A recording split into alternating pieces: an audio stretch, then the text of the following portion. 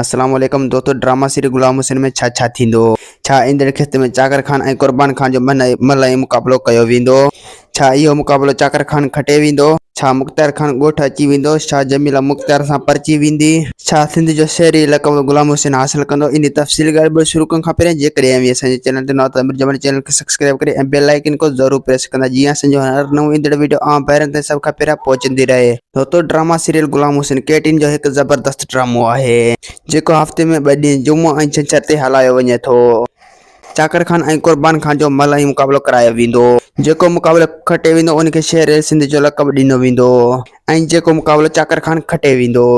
ऐं ॿिए पासे मुख़्तार कॾहिं बि ॻोठ वापसि कोन ईंदो छो जो उनखे ॻोठ निकाले ॾिनल आहे जेको फ़क़ीरनि वारी ज़िंदगी गुज़ारींदो आहे।